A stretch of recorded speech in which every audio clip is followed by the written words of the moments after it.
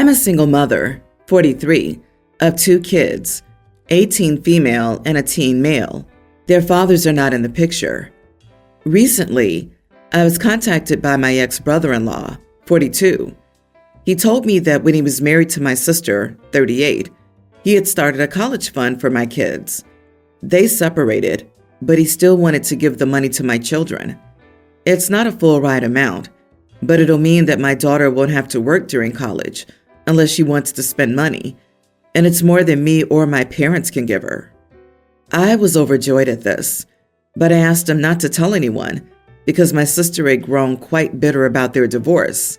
I'm not really sure what went down, but they had separate finances, so I don't think it would be due to monetary reasons. When I told my family we had received a donation to my daughter's college fund, everyone was overjoyed, but also really suspicious because there have been times in the last few years when money would have really helped. Someone in my family started the joke that I got this from my boss for favors. It's untrue, but my sister and brother won't let it go. Let's get takeout tonight. Hey, X, go sleep with your boss and get it. I'm not doing a good job of explaining it, but it's really quite hurtful to have my family saying these things, even as jokes. I'm considering telling them that brother-in-law's the one behind it.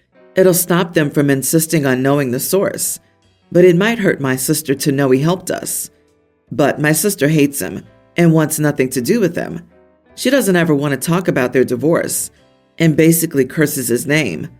So me taking money from him would make me an idiot. I know she cheated on him before they were married, but I don't know what really happened in the end. She said they'd just grown apart and got divorced. Everyone's the idiot here. You shouldn't have said anything. So you created this problem for yourself. Now that you're getting crap for it, you want to cause more drama by revealing the source. Don't do that. This will just cause more problems for you and your family and the brother-in-law trying to help you.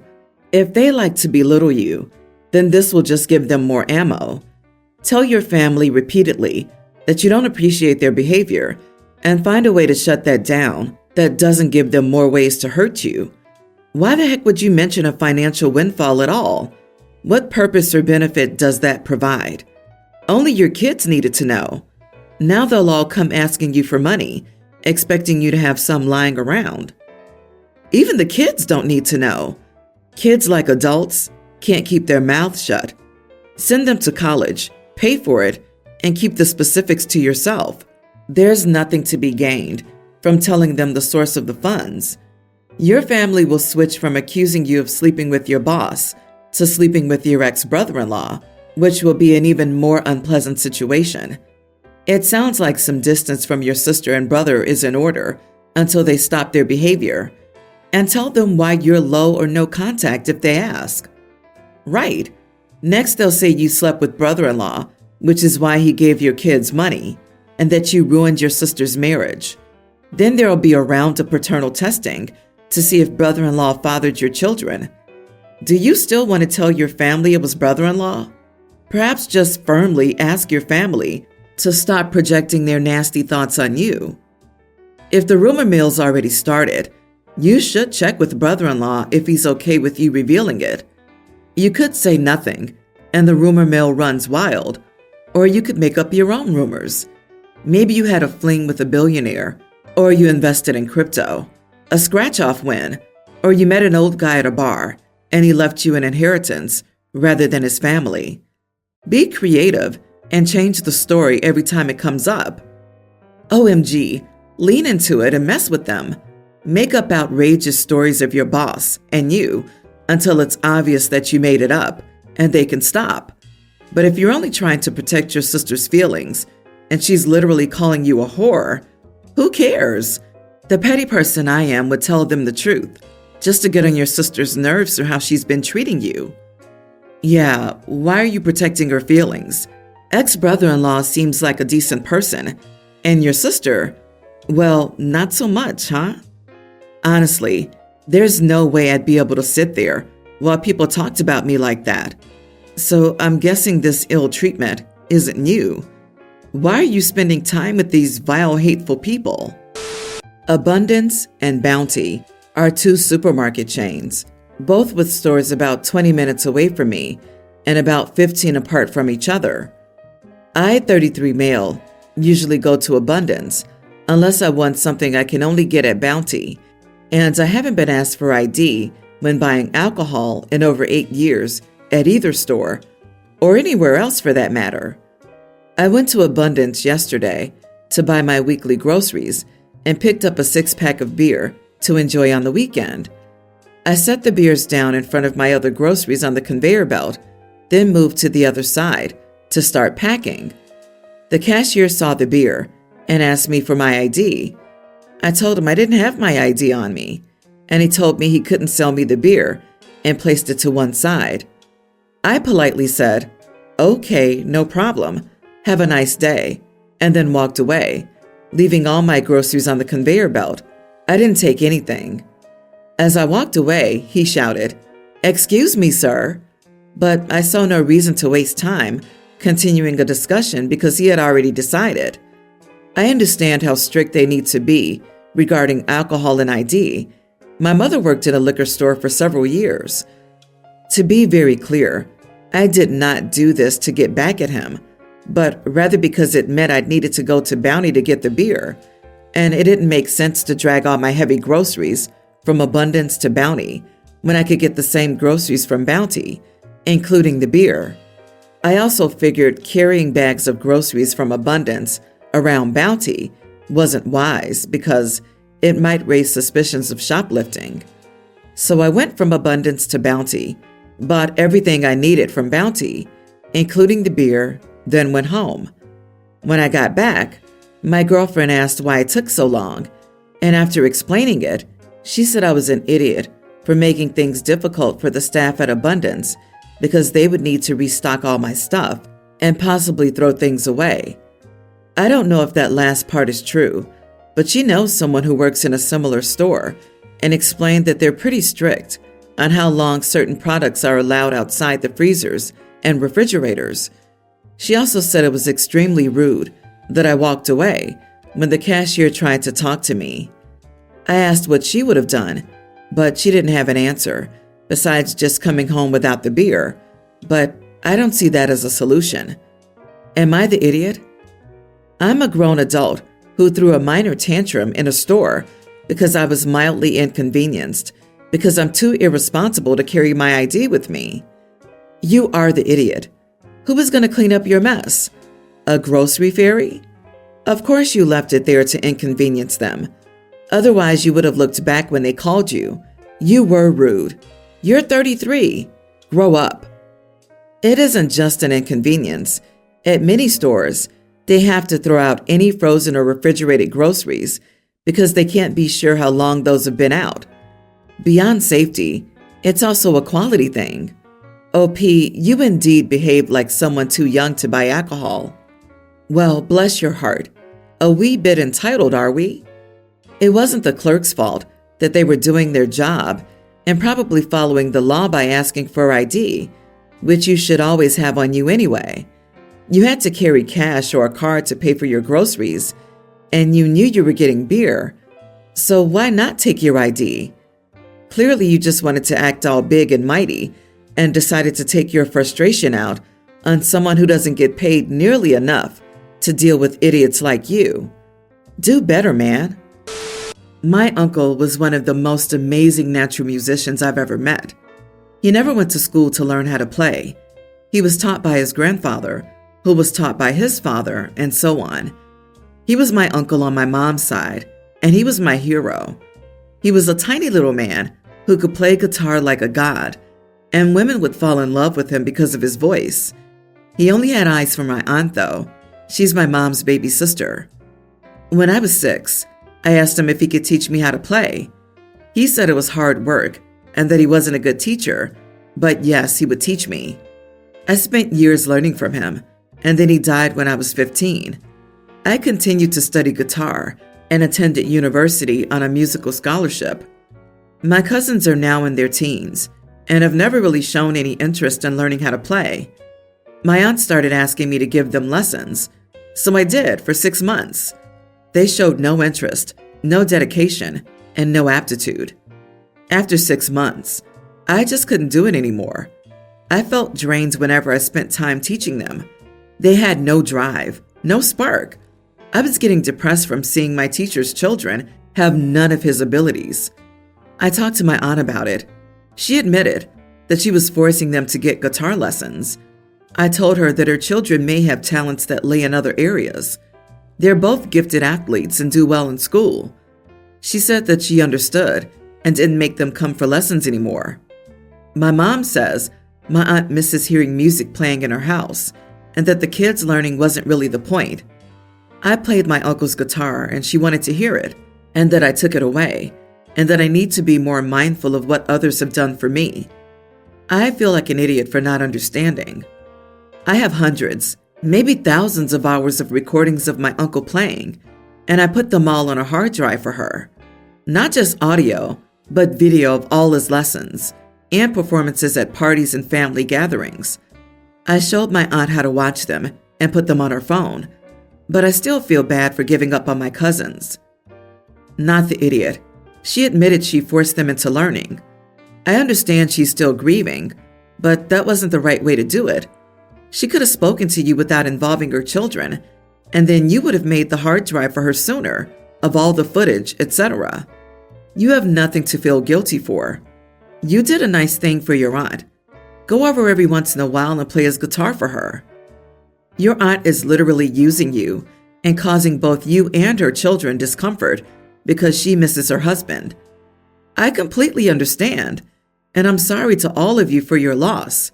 He sounded like a great guy, but there are ways of dealing with your grief, and this isn't it.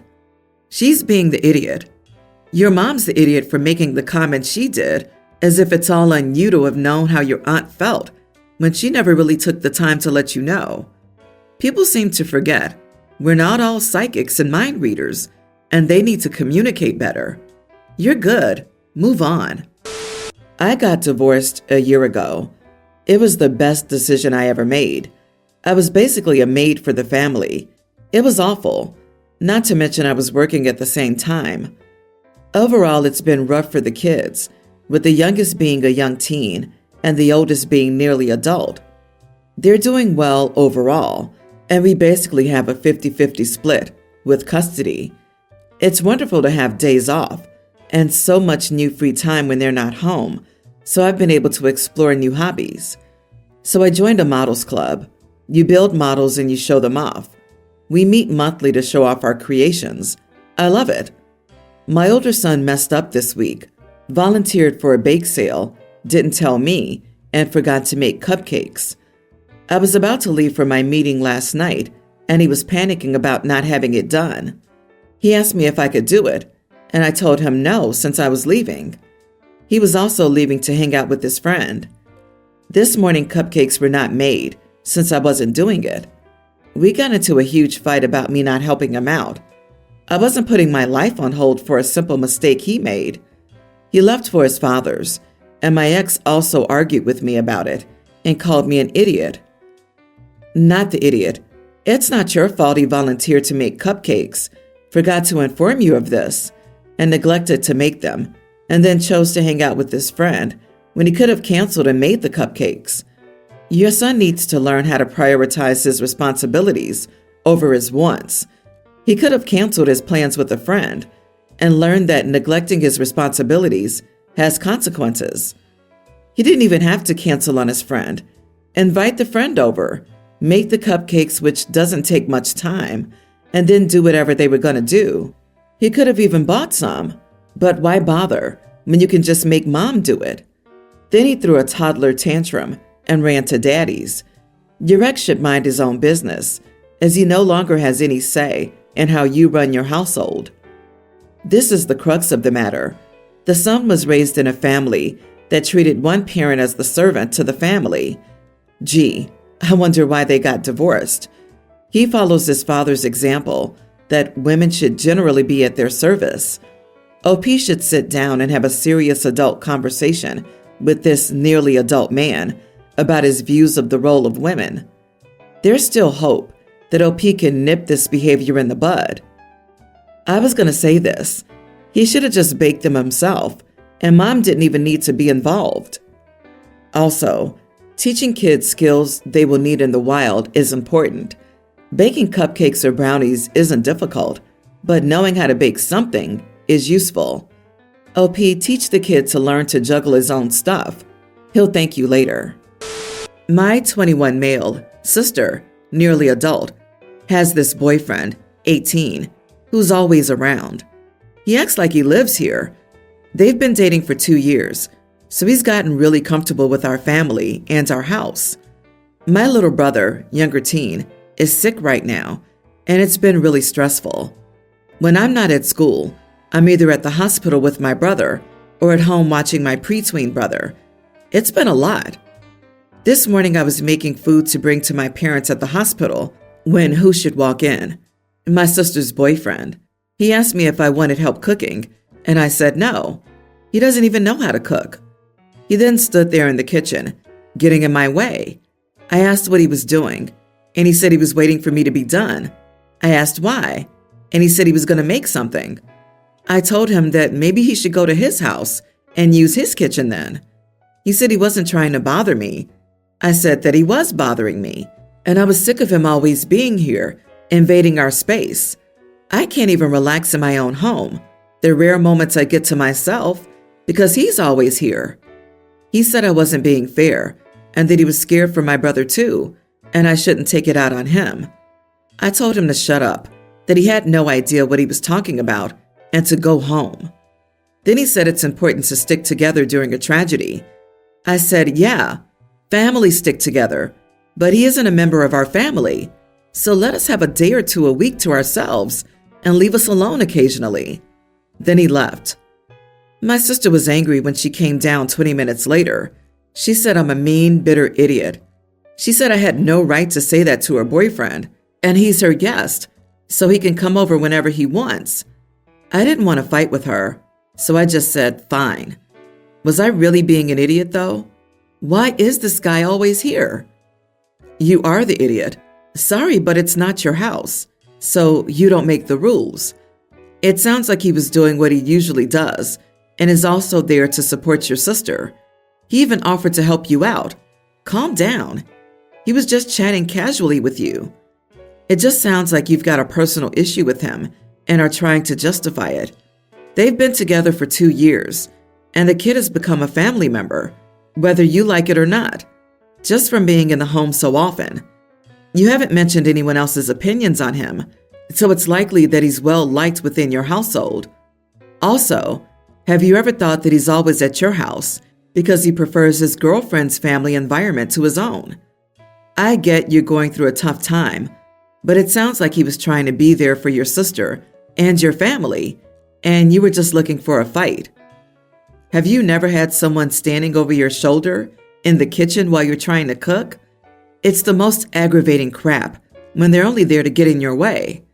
The boyfriend is literally standing next to them, waiting for them to be done. It's an idiot move. Not the idiot. I'd lose my patience pretty quickly too. Update. Thank you all for the advice, everyone. I did end up talking to my dad. He came home and spoke to my sister's boyfriend. He told the boyfriend he needed to not come over before 11 in the morning or be here after 7 at night. He also told the boyfriend he couldn't use our kitchen or let himself into the house. He needs to knock and be let in, and when he's hungry, he needs to go home to get food. My dad also put my brother's games in his room and told the boyfriend not to go into anyone's bedroom he hadn't been invited into. My sister was pretty upset about this, especially the rules saying he had to leave by 7 p.m. My dad asked her if he's been sleeping over, and she swore up and down he hasn't. I don't think that's true, but it doesn't matter. My sister's boyfriend was pretty embarrassed and apologized to my dad, saying he didn't realize he was being a nuisance. My dad said it was fine and hugged him. I told him I was sorry I snapped on him, and we hugged it out too. So I think everyone is good, even though my sister is angry at me and my dad. My dad said she'd be better off in the long run because if she wanted to see her boyfriend outside those hours, she'd have to leave her room.